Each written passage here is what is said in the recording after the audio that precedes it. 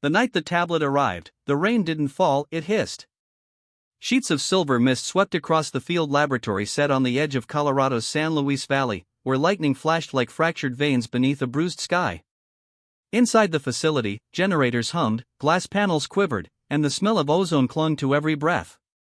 Dr. Elena Crow stood in the doorway of the containment chamber, her reflection a pale phantom in the reinforced glass. It lay on the steel pedestal at the center of the room, a slab of obsidian so black it seemed to drink the light around it. No carvings were visible, yet the surface rippled faintly, as if something beneath were breathing. "Temperature stable at 46 degrees Celsius, said Dr. Malcolm Hurst, his voice trembling more than the numbers on his monitor. "But, that's impossible. The rock's radiating heat without any external." "Don't call it a rock," Elena interrupted softly. "It's older than language." Hurst glanced at her. "You make it sound alive." Elena didn't answer. The hum of the generator deepened, and with it, something like a low heartbeat echoed faintly through the walls.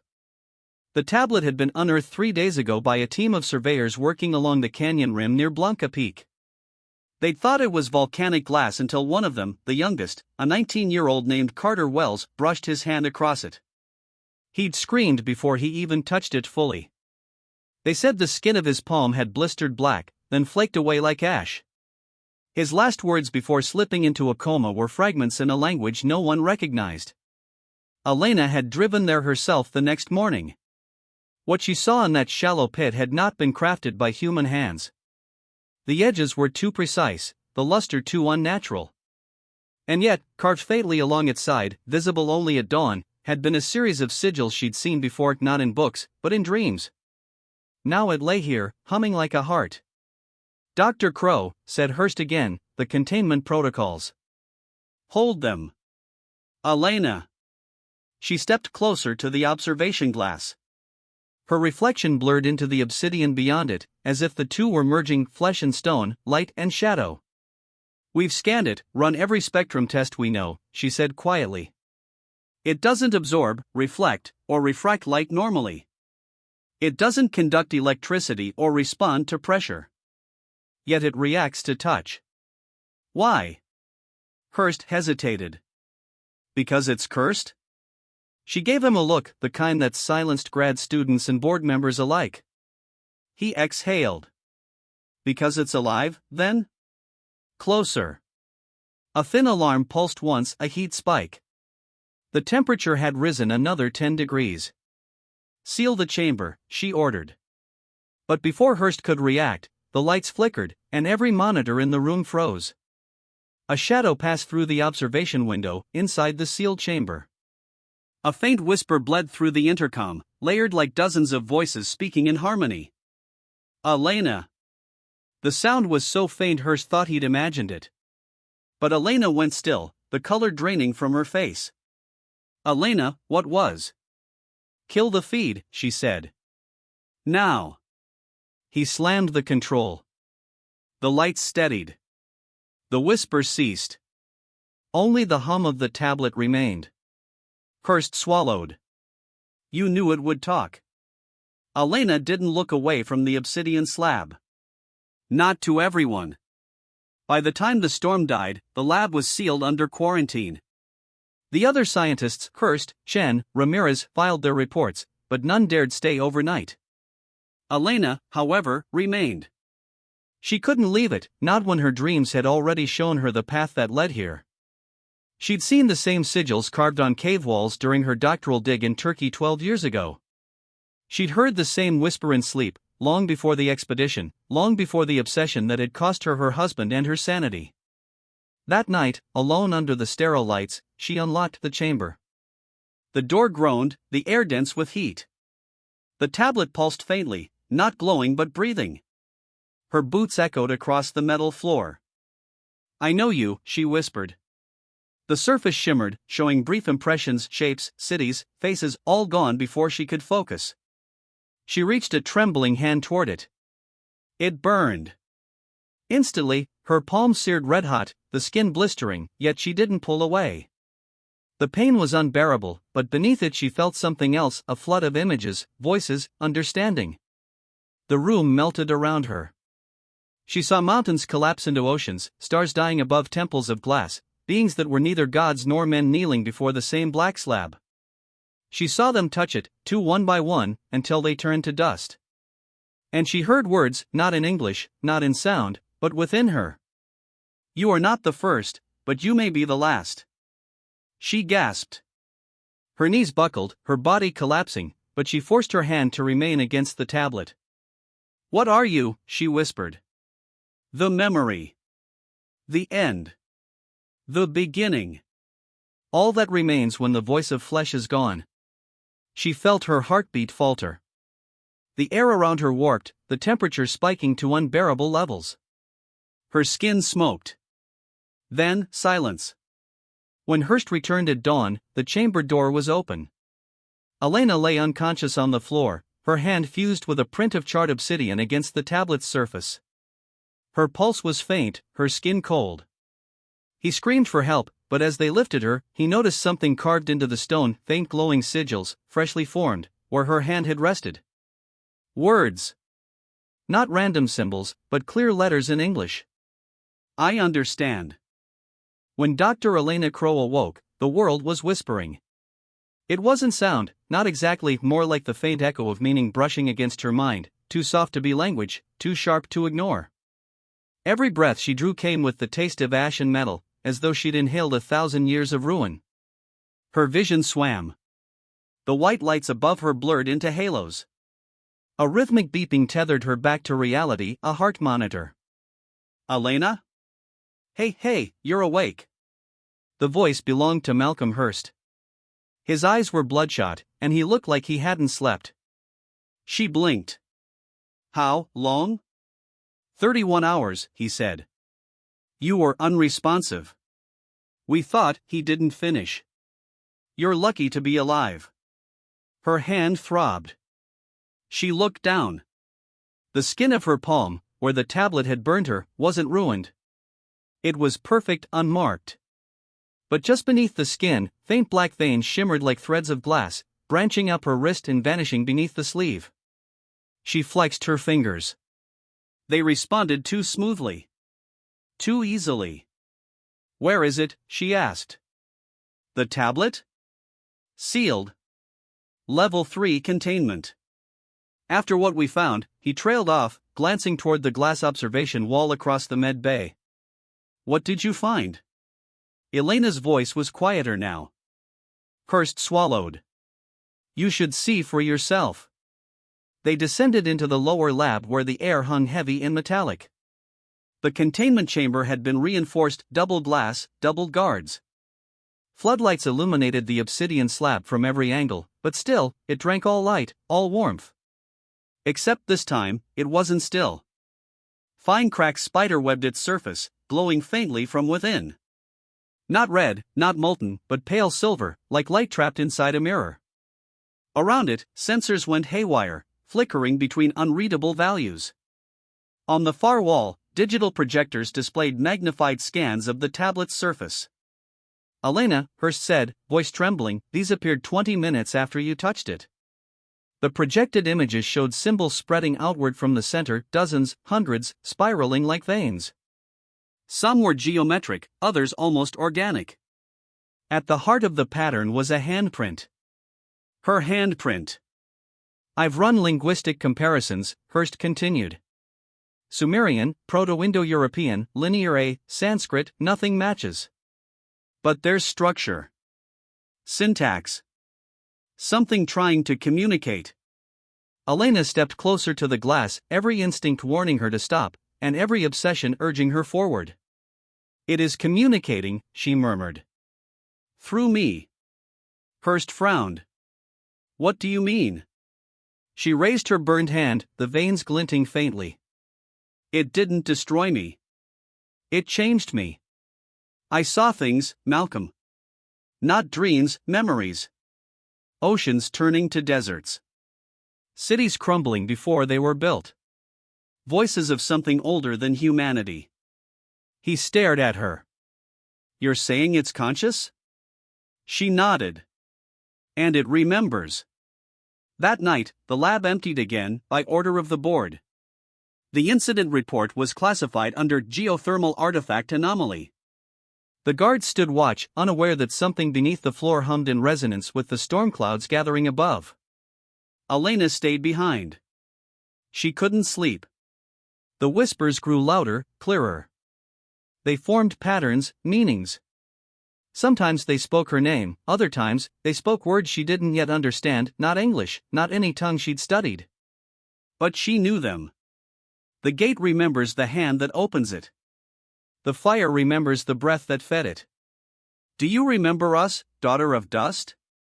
She pressed her hand to the cold window, staring at the tablet beyond. It pulsed faintly, the cracks widening, the light within shifting like liquid.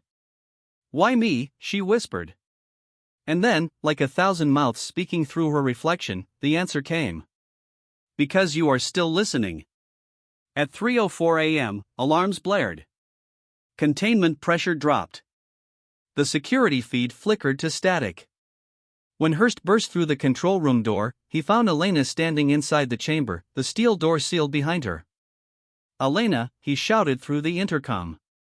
What the hell are you doing? Her expression was calm. Too calm. Her eyes reflected the same faint silver light that pulsed from the tablet. It's waking up, she said. He slammed the override controls. Get out of there. But the locks wouldn't respond. The air shimmered inside the chamber, temperature climbing rapidly. Instruments melted on their mounts. The tablet was splitting open down its center, not breaking, but unfolding, revealing a hollow interior filled with swirling smoke that glowed like molten glass. Shapes flickered within, silhouettes of figures, vast and indistinct, their features lost in light. Elena! Hurst screamed. She turned toward him, and for an instant, he saw something reflected in her eyes, not fear, but recognition. Then she placed her hand once more on the tablet. The smoke surged outward, spiraling into tendrils of light that coiled around her arm. She didn't burn this time. She absorbed it. Every filament sank into her skin, disappearing beneath those black veins, until the last trace of the smoke was gone. The chamber went dark. When the emergency lights flickered on, Elena was kneeling before the now empty pedestal. The tablet was gone, or rather, its pieces had fused into her arm like embedded shards of black glass. The intercom crackled. Elena, Hurst said, voice shaking. Talk to me. She looked up slowly. Her eyes were no longer brown. They were obsidian, bottomless, reflecting everything in nothing. I can hear them all, she said. Every voice that ever was. What did it say to you? She smiled faintly, not human anymore, not entirely. It said the world was built on forgetting. And it's time to remember. Hours later, the facility went dark. Satellite feeds captured the brief energy surge, the kind registered only during deep-sea nuclear detonations, then nothing. By the time federal recovery teams arrived, the lab was gone. No bodies. No heat signatures. Only a circle of glass fused into the valley floor, black and smooth as night. At its center, burned into the ground, was a single handprint. And beneath it, faint words etched into the glass. We remember. The San Luis Valley was silent for 7 days. From orbit, it looked like an eye, a perfect black circle carved into the earth, glass smooth by heat no instrument could measure. Around it, the desert wind refused to blow. The animals fled. The satellites lost signal when passing overhead, as if the sky itself held its breath. On the 8th day, something moved in the center of the circle. The sand cracked. Footsteps echoed where no air should carry sound. A figure emerged, barefoot and walking toward the canyon rim, the glass cooling beneath her touch as she passed. Dr. Elena Crow was no longer dead. But she was no longer entirely human, either. Her skin gleamed faintly in the dawnlight, veins of black glass tracing across her arms, her temples, her throat. Her eyes were obsidian mirrors. When she breathed, the mist that escaped her lips shimmered with tiny points of light, like stars caught in smoke. In her mind, 1,000 voices spoke at once, the chorus of civilizations long gone, their languages folding into one continuous memory. And beneath them, deeper, something vast stirred like a tide returning to shore. The gate has opened, it whispered. Now, walk. Elena's first destination was Denver. By the time she reached the outskirts, storm clouds had gathered again, heavy and unnatural. She moved through the abandoned highways without rest, her presence distorting the air. Electrical lights flickered, glass trembled, and digital screens glitched into ancient symbols whenever she passed. Newsfeeds called it the blackout wave. Nobody knew it was following her. At 2:47 a.m., inside a secure research complex owned by the Horizon Institute, a lone man stared at his monitors in disbelief. Dr. Crow, he breathed. No, impossible. Malcolm Hurst hadn't slept since the valley vanished. He'd testified before 5 government panels, all of which ended in redacted reports and quiet threats. He'd been relocated, monitored, silenced. But he hadn't stopped searching, not for the artifact, not for her. And now, she was walking toward the city. He grabbed his keys, heart pounding. If the voices had returned, someone had to listen. He found her at dawn, standing at the edge of Sloan's Lake. Mist coiled off the water like ghostly smoke, reflecting her silhouette, motionless, beautiful, terrifying. The glass veins across her skin pulsed faintly in rhythm with the rippling lake. Elena, he said softly. She didn't turn. You shouldn't have come. I couldn't stay away. The others, Ramirez, Chen, they're gone. The Institute's under lockdown. What happened out there? What did it do to you? She finally faced him. Her eyes held galaxies, shards of memory, countless lives layered into one. But beneath them, he saw the faintest trace of the woman he'd once known. The archaeologist who'd chased impossible histories, who'd laughed in the sun, who'd believed in meaning buried beneath ruins. It didn't do anything to me, she said. It showed me what I've always been part of. Elena, listen to yourself, he pleaded. You're talking like it's a god, she finished for him, smiling faintly. No. Gods are echoes of this. The tablet was a fragment of something older than faith, a record of what came before us. Before humanity. Before even language. She stepped closer. The air shimmered between them. Every civilization before ours has tried to bury it, to forget. But forgetting is decay, Malcolm. Memory is truth. And what truth is that? That humanity was never first, she whispered. We are the echo of another species, the ones who built the tablets, who spoke through stone when time was young. They passed on their knowledge, their pain, their extinction. And now their memory walks in me. Lightning flashed across the lake. The air vibrated. A low hum filled the world, not sound, but resonance. The surface of the lake began to tremble, ripples forming intricate sigils across the water. Hurst stumbled back. Elena, stop. You're going to kill us.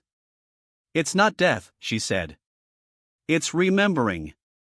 From the depths of the lake, something rose, a black monolith of obsidian, identical to the one in the lab, but infinitely larger. Its surface glowed with living light, symbols racing across it like veins.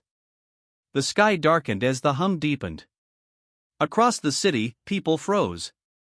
Their phones, their screens, their reflections all flickered to show the same vision. Elena standing before the rising monument, hand raised, her voice echoing through every device, every frequency. We were never alone. We were never the first. But we will not forget again. Those who heard her screamed, some fell to their knees, others fled. Yet a few, those who'd dreamed strange dreams all their lives, those who'd heard whispers and static, they answered. Across the world, faintly glowing veins began to appear beneath their skin, like the same black glass spreading. Hurst watched in horror.